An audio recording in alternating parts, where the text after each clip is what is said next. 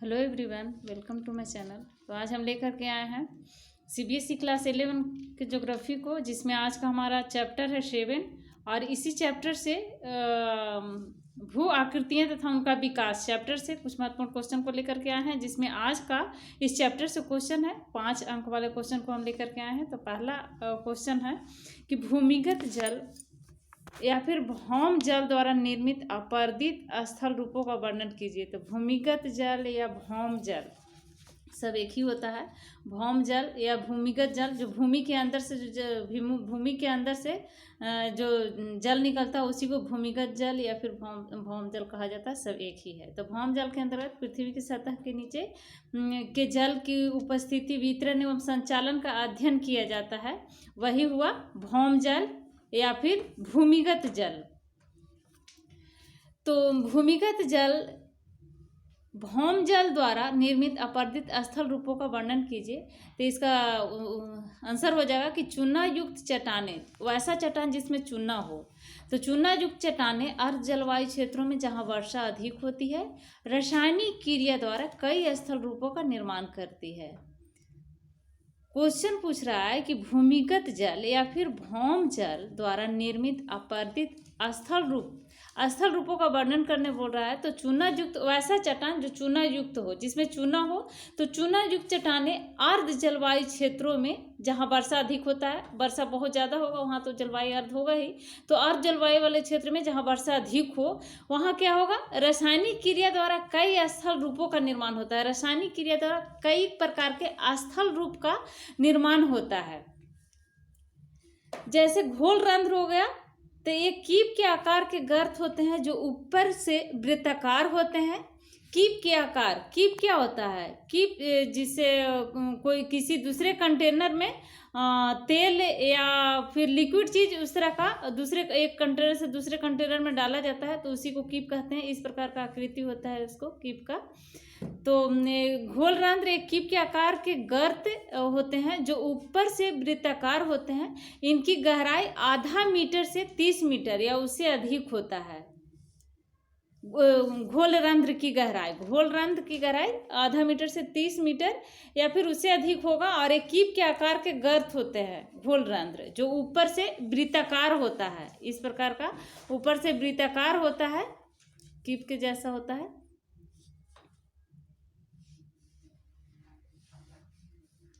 घोल रंध्र हो गया, देखिए ऊपर से वृत्ताकार है कीप के जैसा, इस तरह से।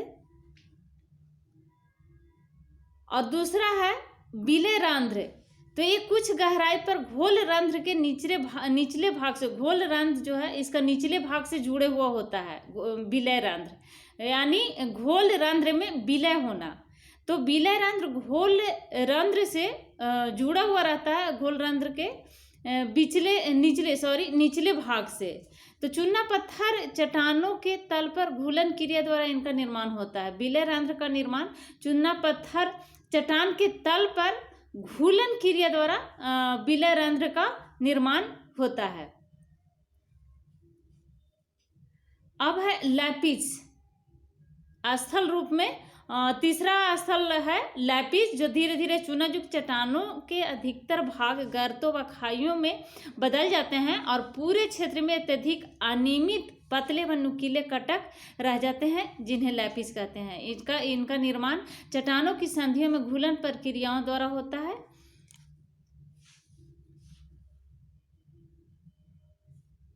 तो ये था स्थल रूप, अपर्दित स्थल रूप। तो अपर्दित स्थल रूप में विलय रंध्र हो गया, घोल रंध्र हो गया और लैपिस हो गया। अब है निक्षेपित स्थल रूप। तो निक्षेपित स्थल रूप में स्टैलेक्टाइट हो गया पहला, जो यह चूना प्रदेशों की निक्षेपण प्रक्रिया से बनी स्थलाकृति है, निक्षेपित स्थल रूप। और कंदराओं की छत से चूना मिला हुआ जल टपकता है। टपकने वाली बूंदों का कुछ अंश छत में ही लटका रह जाता है। जो टपकने वाले बूंद होता है उसका कुछ अंश छत में ही लटका रह जाता है। इसका पानी भाप बनकर उड़ जाता है और चूना छत से लगा रह जाता है। ऐसी लटकते हुए स्तंभों की आकृति को स्टैलेक्टाइट कहा जाता है। स्टैलेक्टाइट यानी जिसमें ऊपर में चूना, जब चूना छत से लगा रह जाता है और पानी सब सूख जाता है, वाष्प बन के उड़ जाता है, तो ऐसी लटकती हुई स्तंभों की आकृति को स्टेलेक्टाइट कहा जाता है। स्टेलेक्टाइट क्या है? तो जब चूना मिश्रित जल कंदराओं की छत से नीचे धरातल पर गिरता है, जो जल को वाष्पित हो जाता है, लेकिन चूना पत्थर धरातल पर जम जाता है। इस प्रकार कंदराओं के धरातल पर एक स्तंभ भी खड़ा हो जाता है, जिसे स्टैलेग्माइट कहते हैं। अब है स्तंभ। तो स्तंभ क्या है? स्तंभ है विभिन्न मोटाई के स्टेलाइट व स्टेमाइट दोनों स्तंभ बढ़कर आपस में जुड़ जाते हैं, जिसे कंदरा स्तंभ या फिर चूना स्तंभ कहा जाता है। कंदरा स्तंभ या फिर चूना स्तंभ। तो स्टेलाइट को देखिए, और स्तंभ ये है, ये स्तंभ हो गया और ये स्टेलाइट हो गया। ये स्टेलाइट है और ये स्तंभ है। इसी को बोले जाते हैं स्टेलेग्माइट। इसको स्टेलेग्माइट बोला जाता है। नेक्स्ट क्वेश्चन है, हिमनद द्वारा निर्मित अपर्दित स्थल रूपों का वर्णन कीजिए। तो सबसे पहले हम लोग जानते हैं कि हिमनद है क्या। तो हिमनद, जिसको ग्लेशियर बोलते हैं, तो ग्लेशियर पृथ्वी की सतह पर विशाल आकार की गतिशील बर्फ राशि को कहते हैं। ग्लेशियर किसको कहते हैं? हिमनद किसे कहते हैं? पृथ्वी की सतह पर विशाल आकार की गतिशील बर्फ राशि को, यानी बर्फ राशि को जो विशाल आकार में होता है, और गतिशील बर्फ राशि को ग्लेशियर कहा जाता है, जो पिघलता है गर्मी पड़ने पर एक ग्लेशियर पिघलता है, जो अपने भार के कारण पर्वतीय ढालों का अनुसरण करते हुए नीचे की ओर प्रवाहमान होती है। और यदि यही जो है सघन हिम राशि अपने भार के कारण ढालों पर प्रवाहित होती है, जिसे हिमनद कहा जाता है। तो क्वेश्चन पूछ रहा है कि हिमनद द्वारा निर्मित अपर्दित स्थल रूपों का वर्णन कीजिए, जो हिमनद से निर्मित होता है, हिमनद द्वारा निर्मित होता है। तो ऐसा स्थल रूप का वर्णन करने बोल रहा है, तो इसका राइट आंसर हो जाएगा कि हिमानी अपने साथ अवसाद लेकर धीरे धीरे खिसकती है। हिमानी क्या करती है? अपने साथ अवसाद लेकर के धीरे धीरे खिसकती है। अवसाद क्या हो गया? यानी अवसाद मतलब उसके कंकड़, मिट्टी, बालू, पत्थर जो होता है वही अवसाद हो गया, मिट्टी भी होगा। तो हिमानी अपने साथ अवसाद लेकर धीरे धीरे खिसकती है, और ये अवसाद तली एवं पार्श्वों में अपर्दन करते हैं। और इसके अपर्दित स्थल रूप इस प्रकार का होता है, जैसे सर्क हो गया। तो सर्क अपर्दित स्थल रूप है, जो हिमानी द्वारा अवसाद लेकर धीरे धीरे खिसकते हुए बनता है, जो एक जगह जमा होने लग जाता है। तो सर्क हो गया। तो हिमानी के ऊपरी भाग में तल पर अपर्दन होता है, जिसमें खड़े किनारे वाले गर्त बन जाते हैं, जिन्हें सर्क कहते हैं। और दूसरा है टर्न झील, जो सर्क में हिमनद के पिघलने से जल भर जाता है, जिसे टर्न झील कहते हैं। और तीसरा है श्रिंग, जब दो सर्क एक दूसरे से विपरीत दिशा में मिल जाते हैं तो नुकीली चोटी जैसी आकृति बन जाती है, जिसे श्रिंग कहा जाता है। तो इस चित्र द्वारा देखिए, ये हिम हो गया, और हिम से अगर खिसकते हुए इस तरह से जब खिसकता है तो सीढ़ीनुमा आकार बन जाता है इसका। तो खिसकते हुए टर्न हो गया, टर्न लिया यहाँ से, और खिसकते हुए श्रिंग हो गया। श्रिंग का चोटी जो है नुकीला होता है, ऊंचा होता है। निक्षेपित स्थल रूप क्या हो गया? हिमानी निक्षेप से, हिम से जो निक्षेपित स्थल रूप बनते हैं, उसमें हो गया पार्श्विक हिमोड, अंतस्थ हिमोड और तलस्थ हिमोड। तो निक्षेपित स्थल रूप में जो हिम से निक्षेपित होकर के स्थल रूप बनता है, वह हो गया पार्श्विक हिमोड, अंतस्थ हिमोड और तलस्थ हिमोड। तो सबसे पहले हम लोग जानते हैं कि हिमोड क्या है। हिमोड हिमनद अपने साथ लाए गए अवसादों को, हिमोड क्या है? तो हिमनद अपने साथ लाए गए अवसादों को अपने किनारों पर छोड़ता है, जिसे हिमोड कहा जाता है। हिमनद के द्वारा अपने साथ हिम जो है अपने साथ जो अवसाद लाता है वो किनारों पर छोड़ देता है, जिसे ही उसी को हिमोड कहा जाता है। तो पार्श्विक हिमोड क्या है? पार्श्विक हिमोड हिमनद घाटी के दीवार के समानांतर, हिमनद घाटी का जो दीवार होता है उसके समानांतर निर्मित होते हैं पार्श्विक हिमोड। तो पार्श्विक हिमोड अंतस्थ हिमोड से मिलकर के घोड़े की नाल या फिर अर्धचंद्राकार कटक का निर्माण करती है। पार्श्विक हिमोड घोड़े की नाल या फिर अर्धचंद्राकार कटक का निर्माण करती है। और अंतस्थ हिमोड क्या है? तो हिमनद के अंतिम भाग में मलबे के निक्षेप से ये बनी होती है। तो हिमनद के अंतिम भाग में जो मलबे के निक्षेप से बनी लंबी कटके होती है उसी को अंतस्थ हिमोड कहा जाता है।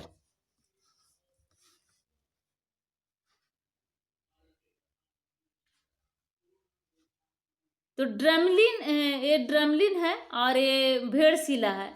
तो ड्रमलिन क्या है? हिमनद द्वारा एकत्रित रेत, जो हिमनद द्वारा रेत लाया जाता है उसको एकत्र करके एक जगह पर इकट्ठा करता है जब हिमनद, तो एकत्रित रेत बजरी का ढेर, यह हिमनद हो गया। और हिमनद से जो हिमनद द्वारा जो मलबा बहा करके लाया जाता है और एक जगह से इकट्ठा कर देता है एक जगह पे, तो इसी को ड्रमलिन, इस तरह से बन जाता है ड्रम के जैसा ड्रमलिन, इसी को ड्रमलिन कहा जाता है। भेड़शिला है रेत बंजरी, एक गुलास्मों का एक ढेर जिसका एक तरफ मंद और दूसरी तरफ तीव्र ढाल। मंद मतलब इस तरह का ढाल रहेगा और तीव्र इस तरह का ढाल रहेगा। तो एक तरफ मंद ढाल रहता है और दूसरी तरफ तीव्र ढाल होता है। नेक्स्ट क्वेश्चन है, पवनों द्वारा अपर्दन व निक्षेपण तथा उससे बनी भू आकृतियों का वर्णन कीजिए। जो पवन द्वारा अपर्दन और निक्षेपण से भू आकृतियां बनता है उससे वर्णन करने बोल रहा है। तो पवनों द्वारा अपर्दन से जो भू आकृतियां बनता है वो है छत्रक शैल। तेज हवाएं किसी शैल को अपवाहित कणों द्वारा काट देती है तो ऊपर की शैल छतरी जैसी बन जाती है। ये तेज हवा है और इसको काट देती है तो ऊपर का जो शैल है इस तरह से बन जाती है छतरी के जैसा। तो तेज हवाएं, छत्रक शैल क्या है? तेज हवाएं शैल को अपवाहित कणों द्वारा काट देती है तो ऊपर की शैल छतरी जैसी बन जाती है, उसी को छत्रक शैल कहा जाता है। नेक्स्ट है बरखान। तो पवने अपने साथ जिन रेत कणों को लेकर चलती है गतिमंद होने पर एक जगह इकट्ठी हो जाती है और ये अर्धचंद्राकार होते हैं। इनका एक तरफ ढाल मंद और दूसरी तरफ तीव्र ढाल होगा और ये टिब्बे आगे की ओर खिसकते रहते हैं। पवनों द्वारा अपर्दन और निक्षेपण उनके द्वारा ले जाने वाले कणों की मात्रा पर निर्भर होता है। और दूसरा है कि यह मरुस्थलों एवं अर्ध शुष्क क्षेत्रों में अधिक होता है जहां दूर तक अवरोध मुक्त क्षेत्र होता है। और तीसरा है कि पवन मोटे रेत कणों को अधिक ऊंचाई तक नहीं उठा पाती, अतः अपर्दन कार्य थोड़ी ऊंचाई तक ही सीमित होती है। और चौथा है कि पवन रेल मार्ग की तरह मौजूदा चट्टानों को रगड़ता है। और पांचवा है कि अपर्दित पदार्थ को परिवहित करना पवन की गति पर निर्भर करता है। तो इन्हीं सिद्धांतों पर निर्भर निम्न आकृतियां का निर्माण शुष्क मरुस्थल व अर्ध शुष्क क्षेत्रों में होता है। ये बरखान हो गया, बरखान का निर्माण हुआ है पवन से। और ये छत्रक शैल हुआ अपर्दन द्वारा। नेक्स्ट क्वेश्चन है, तरंग व धाराएं किस तरह भू आकृतियों का निर्माण करते हैं, उसके द्वारा बनी भू आकृतियों का वर्णन कीजिए। तो तरंगे भी घर्षण, विलयन एवं चट्टानों पर सीधा प्रहार करती है। और दूसरा है कि द्रव चालित क्रिया से तटों पर अपर्दन से भू आकृति का निर्माण करती है। और तीसरा कि ये सभी औजार रूप में समुद्री बालू एवं बजरी का इस्तेमाल करती है। मुख्य स्थल रूप हो गया समुद्री भृगु। समुद्र की ओर सीधे खड़े ढाल वाली चट्टान को समुद्री भृगु कहते हैं। जैसे हो गया समुद्री गुफाएं, दूसरा मेहराब, तीसरा स्तंभ और चौथा पुलेन, बीच जिसको बोलते हैं। तो निक्षेपित स्थल रूप रोधिका भुजिहवा लैगून, ये स्थल है। और ये भृगु हो गया, ये समुद्र हो गया। नेक्स्ट क्वेश्चन है कि हिमनद क्या है, ये कितने प्रकार के होते हैं, इनकी क्या विशेषता है। तो हिमनद पृथ्वी के मोटी परत के रूप में हिम प्रवाह अथवा पर्वतीय ढालों से घाटियों की ओर घाटियों की ओर रैखिक प्रवाह के रूप में बहने वाली हिम सहिति को कहा जाता है। ये 2 प्रकार का होता है हिमनद। हिमनद की विशेषताएं इस प्रकार के होती है, जैसे पहला प्रवाही जल की अपेक्षा हिमनद का प्रवाह काफी मंद होता है, और दूसरा है कि हिमनद प्रतिदिन कुछ सेंटीमीटर से लेकर कुछ मीटर तक प्रवाहित होती है प्रतिदिन। और तीसरा है कि हिमनद मुख्यतः गुरुत्व बल के कारण गतिमान होते हैं। तल संतुलन के कारक और अपर्दित स्थल रूप और निक्षेपित स्थल रूप। तो तल संतुलन के कारक में हो गया नदी या प्रवाहित जल, और दूसरा भौम जल, तीसरा हिमानी, और चौथा पवन हो गया। अपर्दित स्थल रूप में हो गया गार्ज, कैनियन, वी आकार की घाटी, जलप्रपात। और घोलरंध्र, विलयरंध्र, लैपिस। भौम जल द्वारा घोलरंध्र और विलयरंध्र बनता है, और लैपिस। हिमानी द्वारा हिमगदर, सर्क, लटकती घाटी, और पवन द्वारा पीडिमेंट, पलाया, छत्रक शैल। निक्षेपित स्थल रूप में हो जाएगा नदी या प्रवाहित जल द्वारा गोखुर झील का निर्माण होगा, विसर्प गुम्फित नदी का निर्माण होता है और डेल्टा का निर्माण होता है। और भौम जल के द्वारा स्टेलाइट और स्तंभ, स्टेलेग्माइट का निर्माण होता है। हिमानी के द्वारा निक्षेपित स्थल रूप में हिमोड और एस्कस्ट और ड्रमलिन का निर्माण होता है। और पवन के द्वारा निक्षेपित स्थल रूप बालू टिब्बे एवं बरखाना का निर्माण होता है। तो पहला है महाद्वीपीय हिमनद अथवा गिरिपद हिमनद क्या है? तो ये हिमनद है जो विशाल समस्त क्षेत्र पर हिम की परत के रूप में फैले हुए हैं। और दूसरा पर्वतीय अथवा हिमनद, पर्वतीय अथवा घाटी हिमनद क्या है? तो ये वे हिमनद है जो पर्वतीय ढालों पर घाटियों में बहते हैं। वैसा हिमनद जो पर्वतीय ढालों पर घाटियों में बहते हैं उसको पर्वतीय अथवा घाटी हिमनद कहा जाता है। और वैसा हिमनद जो विशाल समतल क्षेत्र पर हिम की परत के रूप में फैले हुए हैं उसको महाद्वीपीय हिमनद या फिर गिरिपद हिमनद कहा जाता है। तो ये थे भू आकृतियां तथा उनका विकास चैप्टर से 5 अंक वाले महत्वपूर्ण क्वेश्चन। तो अगर अभी तक आपने मेरे चैनल को सब्सक्राइब नहीं किया है तो प्लीज़ मेरे चैनल को सब्सक्राइब करें, लाइक करें एंड शेयर करें। Thank you.